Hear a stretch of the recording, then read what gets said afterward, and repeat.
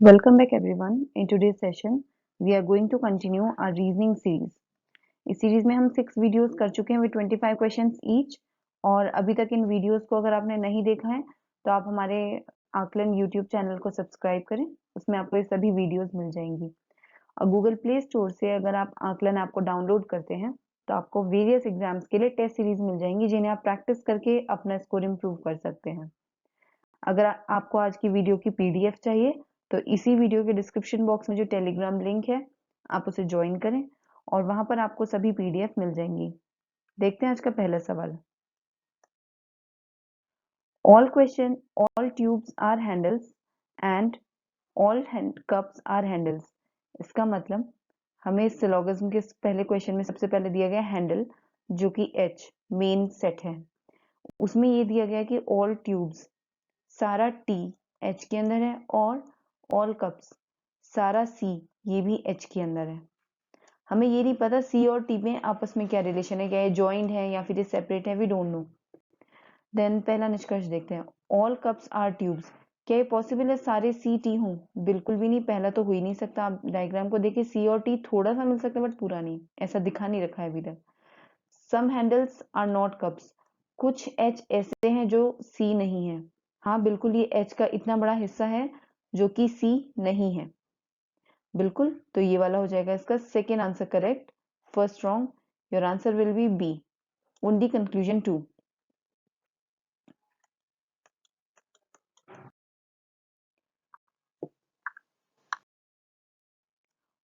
Next statement है all bags are cakes, all lamps are cakes. यानी कि सी जो केक है ये अपने आप में एक बड़ा सेट है, उसके अंदर फिर दो चीजें आती हैं। ऑल बैग्स सभी बी सी हैं एंड ऑल लैम्प्स सभी एल सी हैं। फर्स्ट स्टेटमेंट इज कंक्लूजन में सम लैम्प्स आर बैग्स, कुछ एल बी हैं, we don't know. No lamp is bag, कोई भी एल बी नहीं है। आपको याद होगा ये कम से कम सेकेंड या थर्ड रीजनिंग की वीडियो में मैंने आपको ये वाला क्वेश्चन कराया था। जब इस टाइप का क्वेश्चन हो some A are B and no A is B, यानी कि ये चीजें तो एक जैसी लिखी होगी, जैसे लैम्प और बैग है, एक जगह उसमें लगा दिया सम, एक जगह लगा दिया नहीं कि कोई भी नहीं है। तो इसमें क्या होता है, या तो पहला ही सही होगा या दूसरा ही सही होगा, आइदर 1 और 2। इस तरीके के क्वेश्चन में तो ये हो जाएगा आंसर सी, ईदर 1 और 2।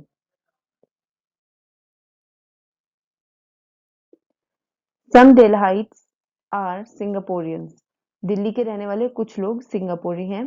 And no Singaporean is American.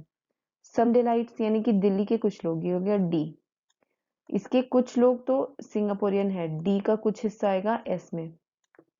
And no Singaporean is American, S A से बिल्कुल अलग है। ये हो गया हमारा statement.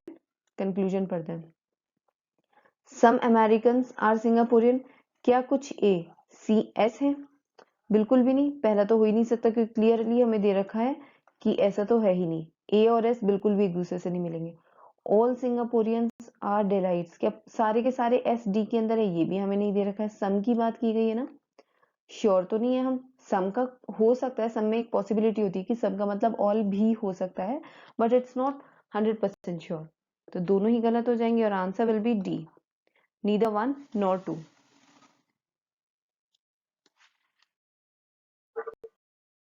This question is like your previous question. All cats are hills. यहाँ पे आपको स्टेटमेंट तो ऊपर ही दे रखा है और फिर कंक्लूजन आपको सीधे ऑप्शंस में से पकड़ना है। All cats are hills यानी कि पूरा सी एच के अंदर है। All hills are rivers और पूरा एच आर के अंदर है। नाउ हमें कंक्लूजन पढ़ना है, कौन सा सही होगा। पहला, सम रिवर्स आर कैट्स, कुछ आर सी हैं, बिल्कुल आर पूरा एक सेट है जिसका सबसेट है सी, यानी आर के अंदर ही सी है, ठीक है।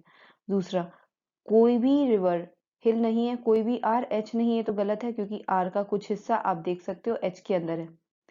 ऑल हिल्स आर कैट्स, पूरा का पूरा एच सी के अंदर है, बिल्कुल भी नहीं। पूरा सी तो है एच के अंदर बट पूरा एच सी के अंदर नहीं है, एच का ये हिस्सा बाहर है। दूसरा, ये तीसरा भी गलत। No river is cat, R और सी में कोई रिलेशन नहीं है, बिल्कुल भी नहीं। आर का ही कुछ हिस्सा सी के अंदर है, तो ये भी गलत है। Correct answer will be A. All chickens are birds means जितना भी सी है वो पूरा का पूरा आ रहा है बी के अंदर। सम चिकन्स आर hen, सी का कुछ हिस्सा है एच में। इस तरीके से ले लेते हैं। और फिर आगे पूछा गया है फीमेल बर्ड्स ले एग्स, यानी कि बी का कुछ हिस्सा है जो ई में जा रहा है। जो फीमेल बर्ड्स हैं वो एग देती हैं। पहला कंक्लूजन है, पहला निष्कर्ष, ऑल बर्ड्स ले एग्स। क्या सभी बी ई के अंदर है? नहीं। एक तो वैसे ही आप सेंस देखो इसमें कि फीमेल बर्ड्स का है इन्होंने, यानी मेल बर्ड्स तो नहीं देंगे। और यहाँ से भी आप देख लो कि थोड़ा ही बी ई के अंदर है, पूरा बी ई के अंदर नहीं है। पहला गलत हो जाएगा। Then next, some H are B, some hens are bird. हाँ बिल्कुल, हेन का कुछ हिस्सा बर्ड से कॉमन है, ये second is correct. Some chickens are not hen, कुछ सी ऐसे हैं जो कि hen नहीं है। अभी यहाँ पे हम इसको श्योरिटी के साथ क्यों नहीं कह सकते हैं, क्योंकि सम चिकन्स आर hen, कुछ सी एच है। और मैंने बताया था आपको कि जो सम वाला होता है उसको हम ऑल भी मान सकते हैं। कुछ सी तो एच के अंदर है ही, लेकिन जब तक वो खुद ये ना कह दे कि हाँ कुछ सी बाहर है ही है, तब तक हम ये नहीं कह सकते कि ऑल नहीं आएगा। तो हम श्योरिटी के साथ नहीं कह सकते कि कुछ सी एच नहीं है, क्या पता कुछ सी एच हो। दूसरा, तीसरा गलत हो जाएगा। सही आंसर कौन सा हो जाएगा? Only conclusion 2 means your A will be your correct answer. Find the water image. Water image में मैंने आपको बताया है कि जो भी इमेज रखी है उसके नीचे आप जल प्रतिबिंब बनाना होता है, उसके नीचे आप रख के देखिए कि इसको जब हम पलटेंगे तो क्या फिगर बनेगी। यहाँ पे नीचे जगह नहीं तो मैं साइड में बना रही हूँ। जब आप इसको नीचे पलटेंगे तो ये वाली जो लाइन है ना, ये वाला जो एरो है, ये किस तरीके से आ जाएगा? ये आ जाएगा इस तरीके से। बाकी एरोज सेम रहेंगे। और देन ये ऐसे जा रहा था, इसको जब आप नीचे लेकर आओगे तो ये ऐसे हो जाएगा, इस तरीके से आ जाएगा। कौन सा हो जाएगा इसका सही आंसर? अगर आप देखें तो ए ही इसका करेक्ट आंसर है। बाकी सी देख सकते हो क्यों नहीं, वो तो एज इट इज है। बी क्यों नहीं है, उसमें लाइन सीधी नहीं है। और डी, ये तो मिरर इमेज होती, वाटर इमेज नहीं है। Which of the following Venn diagram, इनमें से कौन सा वन आरेख, वेन आरेख है जो कि बेस्ट रिलेशनशिप बताता है अमंग पुलिस ऑफिसर, मदर और फीमेल। ये तीन कैटेगरीज दी गई हैं, आपको बताना है कौन सा वेन डायग्राम इसको सही फिट करेगा। मदर और फीमेल की अगर हम बात करें तो सबसे पहले जो फीमेल होती है वो एक लार्ज सेट है, जिसके अंदर मदर भी हो सकता है, सिस्टर भी हो सकता है, डॉटर भी, बहुत सारे रोल प्ले करती हैं फीमेल्स। तो फीमेल के अंदर ही आएगा मदर, सबसे पहले तो ये है। लेकिन क्या पुलिस ऑफिसर भी इसके अंदर आएगा? इनके बाहर कोई मदर, इनके बाहर कोई पुलिस ऑफिसर नहीं हो सकता? बिल्कुल भी नहीं, ये तो गलत है क्योंकि वो कह रहा है कि ये इसके अंदर ही है, तो नहीं होगा। सी देखें, वो कह रहा है कि पुलिस ऑफिसर बिल्कुल ही अलग है, यानी कि ये कभी भी मदर या फीमेल नहीं हो सकती, ये भी गलत है।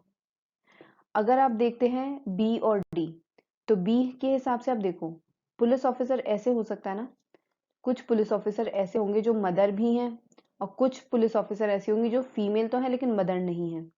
इसलिए बी तो करेक्ट है। डी क्यों इनकरेक्ट है? क्योंकि इसके हिसाब से जो मदर है वो पुलिस ऑफिसर नहीं हो सकती, ऐसा तो बिल्कुल नहीं है, कई मदर भी पुलिस ऑफिसर हो सकती हैं। If the number indicates the number of person, इसमें आपको बताना है यहाँ पे जो ये पहला सर्कल है ये किसको रिप्रेजेंट कर रहा है? यूथ यानी कि युवा। दूसरा ग्रेजुएट्स यानी स्नातक। तीसरा एम्प्लॉयड यानी कि जिनकी नौकरी लगी हुई है। अभी हमें ये बताना है हाउ मेनी यूथ ग्रेजुएट्स, यानी कि यूथ भी हैं, ग्रेजुएट भी है, बट नॉट एम्प्लॉयड, यानी कि वो युवा भी हैं, स्नातक भी हैं, लेकिन एम्प्लॉयड नहीं है, नियोजित नहीं है। तो हम ऐसे में कैसे देखते हैं, जो एम्प्लॉयड वाला है वो सर्किल नहीं आना चाहिए, तो इससे आपको ऊपर ऊपर का देखना है, इसके नीचे का नहीं देखना, ये सब आपको नहीं देखना। अब ऊपर में 100 तो सिर्फ यूथ है, 500 सिर्फ ग्रेजुएट है, लेकिन हमसे कहा यूथ भी और ग्रेजुएट भी, तो वो कौन सा कॉमन नंबर है? सिर्फ 20 ही तो है जो कॉमन है, यूथ भी और ग्रेजुएट भी। आंसर क्या हो जाएगा? A. 3 of the following numbers are alike, निम्नलिखित चार संख्याओं में से तीन संख्याएं किसी विशिष्ट संदर्भ में एक दूसरे के समान हैं और एक असमान है। One is different, you have to find the different one. इनमें से कौन सी असमान है? 3916 4771, अभी इनका कोई रिलेशन नहीं पता। हम इनकी डिजिट्स को अगर ऐड करके देखें, 3 और 9 हुआ 12, और 1 और 6 7, 12 और 7 कितना हुआ आपका 19, ऐसे ही रख देते हैं। 4 और 7 हुआ 11, 11 और ये 7 और 1 8, 11 और 8 19, 9 और 0 9, 9 और 9 18 और 1 19, 7 और 9 16, 2 और 2 4, 16 और 4 20। मिल गया आंसर। करेक्ट आंसर कौन सा जो इनमें से डिफरेंट है? डी, बिकॉज डी का आंसर क्या है? 20 और बाकी सब का आंसर कितना है? 19। फिर से ये पहले की तरह ही है, इसमें हमें बताना है कि कोई एक शब्द कैसे औरों से असमान है। अगर आप इन सब के वर्ड मीनिंग देखें, सबसे पहला है ट्रस्ट, जिसका मतलब है विश्वास। देन दूसरा है हमारा बिलीफ यानी यकीन, एफिलिएशन संबद्धता, या फेथ निष्ठा। इनमें से ट्रस्ट, बिलीफ और फेथ, इन तीनों का एक ही मतलब होता है विश्वास, यकीन करना या फेथ रखना। तो ये तो एक तीनों एक दूसरे के पर्यायवाची, लेकिन एफिलिएशन का मतलब होता है अफिलिएशन किसी चीज से संबंध रखना, एफिलिएट होना। तो ये अपने आप में अलग है। डिफरेंट कौन सा हो जाएगा? सी। ये सब एक दूसरे के सिनोनिम्स यानी पर्यायवाची हैं। Identify the number which does not belong to. अब हमें फिर से सीरीज देखनी है, इसमें कौन सा नंबर नहीं है। अक्सर जब आपको ये दिखे ना कि नंबर्स एक जैसे हैं, तो उसमें कोशिश करो आप डबल सीरीज बनाने की कोशिश। 8 से आप 12 पे जाओगे इस तरीके से, तो कितना आएगा? +4। देन 12 से 14 जाओगे, ये तो +2 आ रहा है। 14 से 20 पे जाओगे, +6 आ रहा है। अभी देखते हैं इसमें 12 से 15 जाओगे, +3, 15 से 18 जाओगे, +3, आगे भी होता +3। यहाँ अगर मैं 14 की जगह 16 लिख देती, तो क्या ये एक जैसा नहीं हो जाता? 12 में करती मैं +4, 16 हो जाता, और 16 में भी करती +4, 20 आ जाता। हमें नेक्स्ट नंबर नहीं बताना, ये क्वेश्चन दो तरीके के होते हैं, नेक्स्ट नंबर पूछने वाला नहीं है। ये है इन्हीं में से कौन सी टर्म गलत है, कौन सा इस श्रृंखला को नहीं जोड़ पा रहा है, वो है 14, क्योंकि 14 की जगह होना चाहिए था 16, तो ये सही सीरीज बन जाती। P is the mother of K। यहाँ पर आपको बताया गया है कि P K की माता है, तो P को आप ऊपर लिख दो, और ये मदर है K की। K is the sister of D। K D की बहन है। K का जेंडर पता लग गया, D का नहीं पता। D is the father of J। D J के पिता हैं। D किसके पिता हैं? J के। हमें बताना है कि P J से कैसे संबंधित है। P और J का क्या रिलेशन हुआ? J के फादर की बहन, यानी कि J की बुआ लगी K, और K की मदर यानी कि J की कौन हुई? दादी।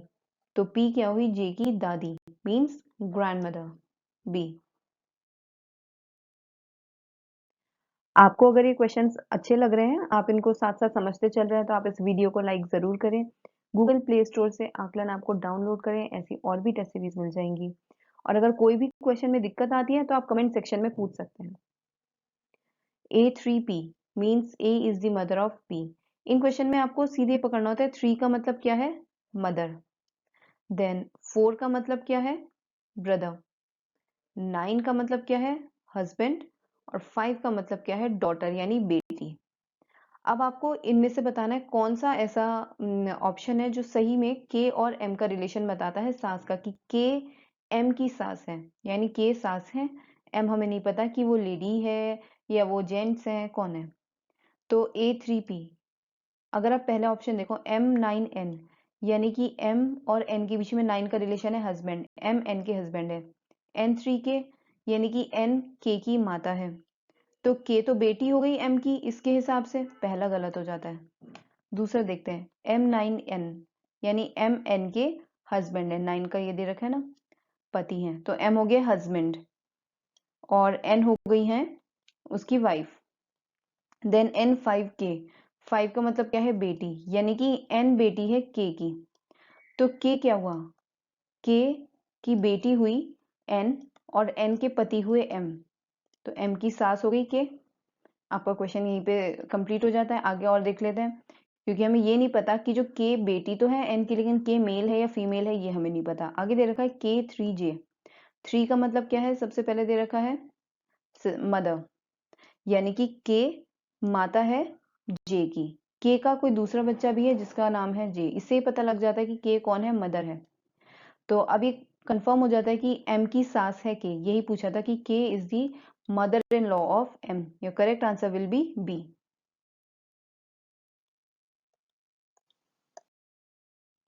Q is the son of A.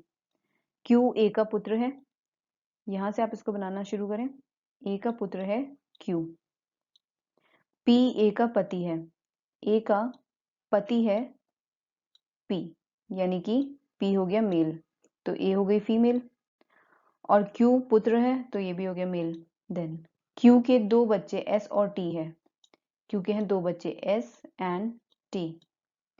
S R की पुत्री है, एस आर की भी पुत्री है, यानी कि इनकी अगर ये हुए तो फादर, तो फिर आर मदर। और क्यू की वाइफ। एम क्यू की बहन है, क्यू की बहन है एम। टी एस का भाई है। टी का जेंडर से पता लग जाता है कि टी कौन है, ब्रदर है, लेकिन एस का जेंडर हमें नहीं मालूम। हमें बताना है एम आर से किस प्रकार संबंधित है, एम और आर के बीच में क्या रिलेशन है। सी, यहाँ पर अगर आप देखें तो क्यू की वाइफ है एम और क्यू की सिस्टर है एम, तो यानी कि आर क्या हुई, एम के लिए उसकी नंद हुई। एम क्या हुआ, नंद हुई, क्योंकि एम की हस्बैंड, एम के ब्रदर की वो वाइफ है, इसलिए आंसर आ जाएगा sister in law, C.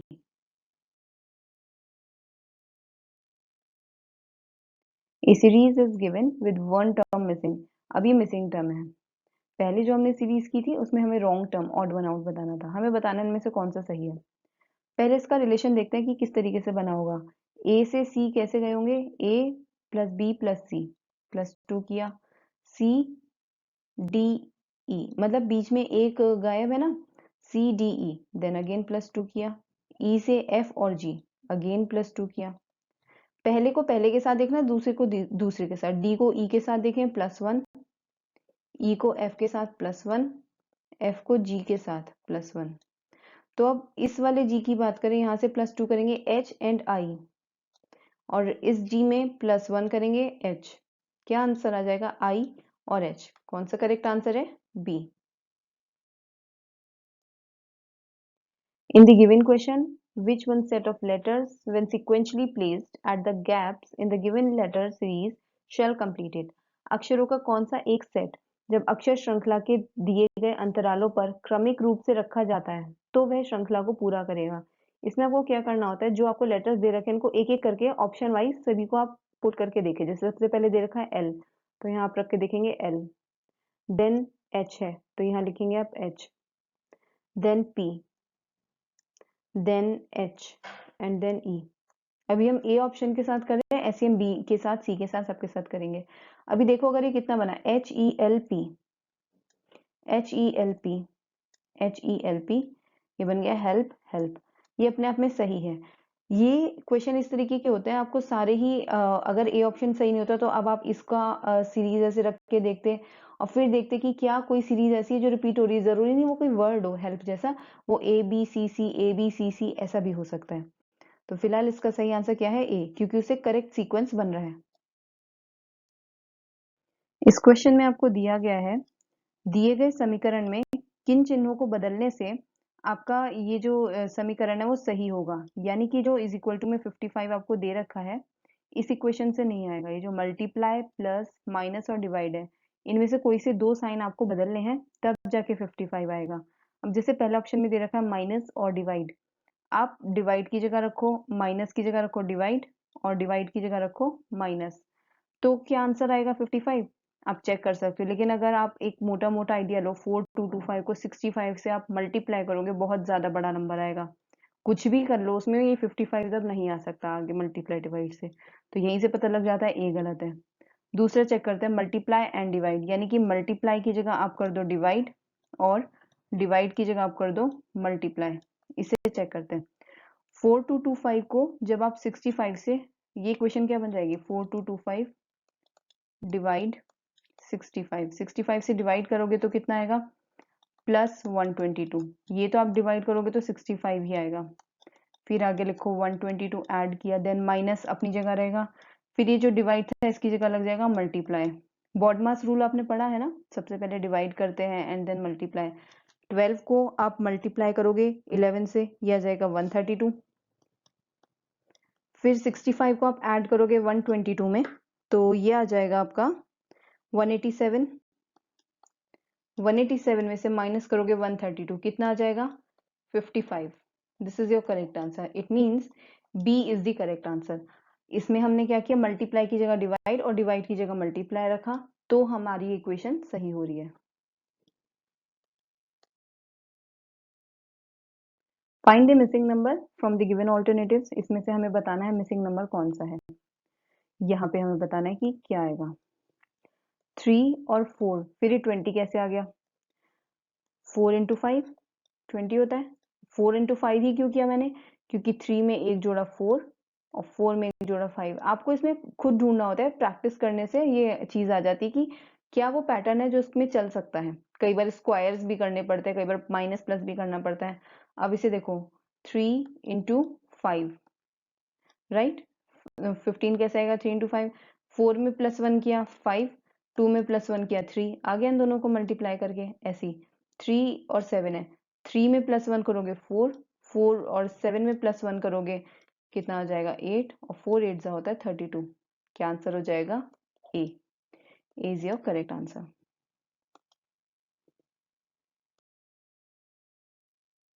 How many days are there in x days, x weeks and x days. x सप्ताह और x दिन में कितने दिन होते हैं। जब भी आपको नंबर ऑफ डेज निकालने हैं ना, तो आप ये बताओ एक वीक में कितने दिन होते हैं, 7 डेज होते हैं। x वीक्स में कितने दिन होंगे, 7 इंटू एक्स। 7x तो आ गए आपके डेज, कितने में, x हफ्तों में। और प्लस हमसे डेज भी कहा गया था कि उसमें हमारे x डेज भी ऐड हो रहे हैं, तो प्लस कर दो इसमें x डेज, कितना आ जाएगा आंसर 8x आ जाएगा, 7 + 1, तो आंसर हो जाएगा B. On what dates of April 2001 did Wednesday fall? आपको बताना है किन किन तारीखों को वेडनेसडे आएगा। सबसे पहले आपको पता होना चाहिए अप्रैल 2001 का क्या कैलेंडर होगा। आप स्टार्ट करो 2000 से। ये आपको मैंने नंबर ऑफ ऑड डेज का कॉन्सेप्ट बताया था लास्ट ही रीजनिंग की वीडियो में, कि अगर 100 ईयर्स होते हैं, 100 ईयर्स में कितने ऑड डेज होते हैं आपके 1। आप उस वीडियो को जरूर देखिए, उसमें मैंने आपको इन डेप्थ पूरा एक्सप्लेन कर रखा है। 200 ईयर्स में 2, 300 ईयर्स में 3, लेकिन जब 400 ईयर्स हो जाते हैं तो कितने ऑड डेज आते हैं 0, क्योंकि 4 आ जाएंगे और फिर वो डिवाइड हो जाएगा लीप ईयर की वजह से, तो यानी कि जो भी 4 का मल्टीपल होगा उसमें कितने ऑड डेज आएंगे 0।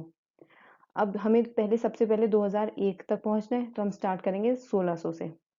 1600 सालों में कितने ऑड डेज हुए 0, देन प्लस 400 ईयर्स, क्यों कर दिया 16 + 4 कितना हो गया 2000 हो गया। यहाँ पर कितने ऑड डेज हो जाएंगे 0 अगेन, क्योंकि 1600 में भी 0, 400 में भी 0, तो पूरे 2000 सालों में नंबर ऑफ ऑड डेज कितने हुए 0 हुए। अब बात आती है 2001 जो शुरू हुआ है। 2001 में नॉर्मल ईयर है, नॉर्मल ईयर में कितने ऑड डेज होते हैं, एक ऑड डे होता है। लेकिन आपको अभी ये देखना है कि 2001 में आपको कहाँ तक जाना है, पूरा तो साल नहीं है ना आपके पास 2001 का। आपको सिर्फ 1 जनवरी 2001 से स्टार्ट करते हुए आपको 1 अप्रैल 2001 तक जाना है। नंबर ऑफ डेज कितने हैं, जनवरी के 31, देन फेब के, क्योंकि वो नॉर्मल ईयर है लीप ईयर तो है नहीं, 28, देन मार्च के 31, और अप्रैल का कितना दिन है सिर्फ 1। इन्हें ऐड करोगे ये आ जाएगा 91। ऑड डेज निकालने का कॉन्सेप्ट क्या होता है, ऑड डेज का मतलब है कितने हफ्तों के बाद दिन बच रहे हैं। हफ्तों के बाद यानी 7 से डिवाइड करोगे, जब ये 7 से पूरा पूरा चला जाता है तो इसमें तो कोई भी रिमाइंडर नहीं बच रहा, कोई रिमाइंडर नहीं बच रहा, तो ऑड डेज हो गए हमारे 0। यानी कि इस बीच भी हमारे एक भी ऑड डे नहीं है, कितने ऑड डेज हो गए हमारे 0 आ गए। कुल मिलाकर आपके पास जब सब मिलाकर ये ऑड डेज 0 ही है, और फिर ऑड डेज की भी मैंने सीरीज बताई थी। 0 ऑड डे का मतलब क्या होता है? संडे।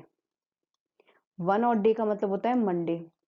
ऐसे ही आप आगे चलोगे 2 और देन 3 को आ जाएगा आपका वेंसडे। इस हिसाब से आप जब चलोगे तो 2001 में वेंसडे को हो रही है हमारी 4 तारीख, क्योंकि देखो 0 ऑड डेज है ना, ऑड डेज 0 है, लेकिन तारीख कौन सी है अप्रैल की?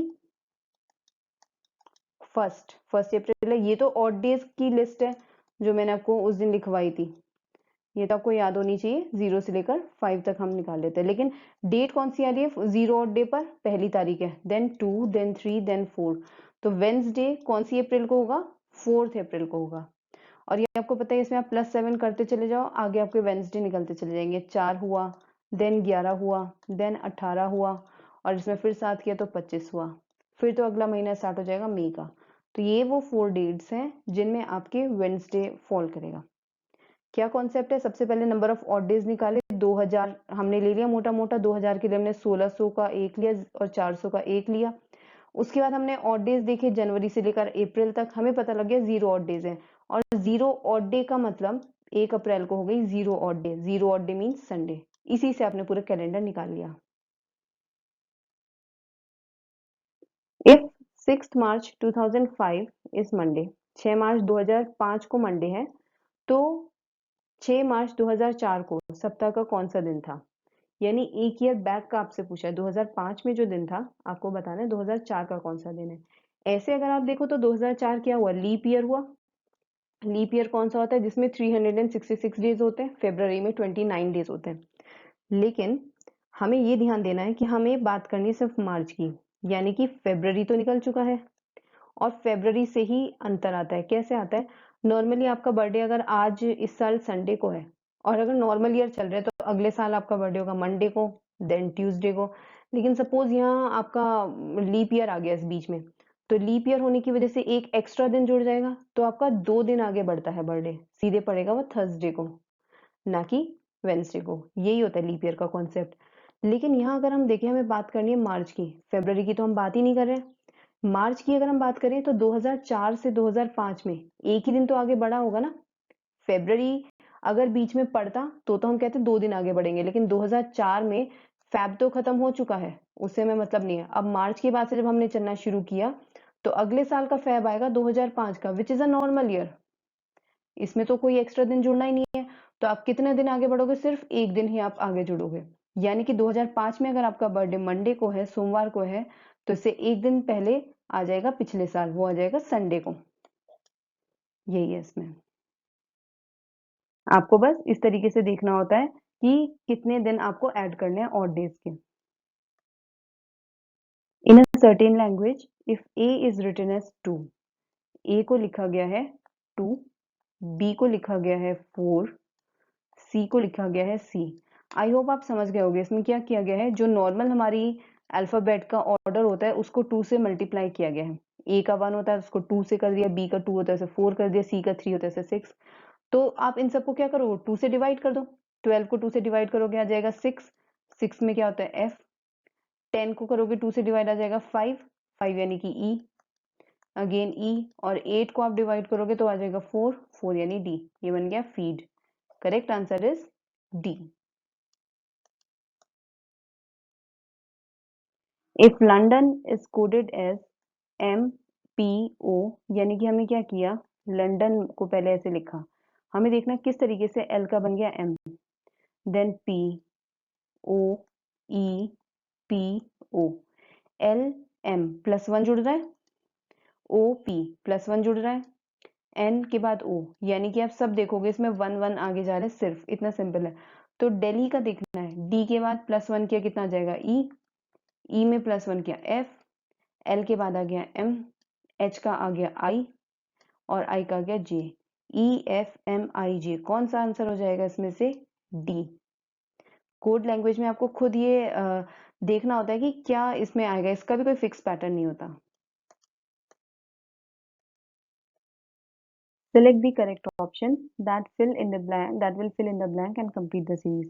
इसमें आपको बताना है कि इस सीरीज को आपको कंप्लीट करना है, कौन सा अगला नंबर आएगा इसमें। इसका भी कोई फिक्स पैटर्न नहीं है, आपको करके देखना पड़ता है कि क्या आएगा। जैसे 4 से अगर हम जाएंगे 5 की तरफ तो कितना किया होगा, +1 4 में। देन 5 में कितना ऐड किया होगा, 9, तभी 14 आएगा। 14 में ऐड किया हमने 25 तो 39 आ गया। 39 में ऐड किया है 49 तो 88 आ गया। 88 में ऐड किया है 81 तो 169 आ गया। अभी आप नोटिस करो तो ये क्या है, ये 1 का स्क्वायर, 3 का स्क्वायर, ये 5 का स्क्वायर, 7 स्क्वायर और ये 9 स्क्वायर। तो 169 में आपको क्या ऐड करना होगा, ये क्या है, ऑड नंबर चल रहे हैं। अगला ऑड नंबर क्या है, 11। 11 का स्क्वायर होता है 121। अगर आप 169 में 121 को ऐड करोगे तो आंसर क्या आ जाएगा, 290। It means C is your correct answer. इसमें भी आपको नेक्स्ट नंबर बताना है, ये भी पिछले की तरह ही है। 16 से 15, अगर आप नोटिस करो 16 के बाद 2 है, 15 है, 4 है, 13 है, तो ये आप ऑल्टरनेट नंबर्स देखो। इसमें डबल सीरीज वाला ये क्वेश्चन है, ऑल्टरनेट नंबर्स देखना है हमें, तो ये तो घट रहे हैं। और अगर ये वाले देखें हम, 2 के बाद 4 देन 7, ये बढ़ रहे हैं। तो इसमें दो सीरीज देखते हैं क्या क्या है। 16 से 15 जाओगे तो -1 किया, 15 से -2 किया, 13 से -3 किया, 10 से -4, तो 6 से जो भी आप माइनस करोगे 5 वो तो यहाँ पर आएगा, लेकिन ये निकालने के लिए हमको ऊपर वाली सीरीज देखनी होगी, ये बीच वाली। 2 में क्या, 4 +2 किया ताकि 4 आ गया। 4 में हमने कितना किया, +3 तो 7 आ गया। 7 में +4 तो 11 आ गया। 11 में +5 कितना आ जाएगा, 16। यहाँ तो आएगा 16 और यहाँ था अगला नंबर का डी।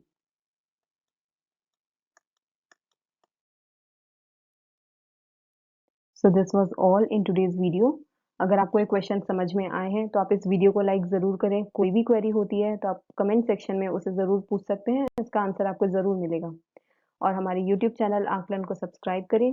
गूगल प्ले स्टोर से आकलन ऐप को डाउनलोड करें। इस तरीके की और भी आपको टेस्ट सीरीज वहाँ पे मिलती हैं जो आपकी प्रैक्टिस और भी बेहतर बना सकती हैं। इस पीडीएफ को लेने के लिए आप वीडियो के डिस्क्रिप्शन में दिए गए टेलीग्राम लिंक को ज्वाइन करें, उसमें आपको मिल जाएगी।